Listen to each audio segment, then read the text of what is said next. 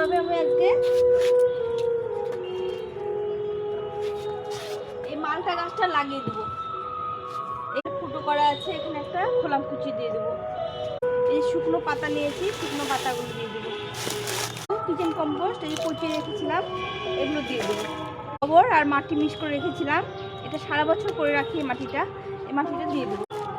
ভালো করে চেপে চেপে দিতে হবে। কত শিকড় হয়ে গেছে, আমি শিকড়গুলো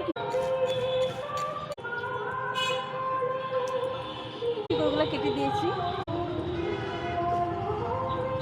এই গাছের মালটাগুলো খুব মিষ্টি আর কোনো ডাল টাল রাখিনি, একদম পরিষ্কার করে দিয়ে হলুদ গুঁড়ো দিয়ে দেবো গাছের গোড়ায়। আশা করছি এই গাছটা সামনেবার আবার ফল পাবো। এই পাতাগুলো কোঁকড়ানো পাতা।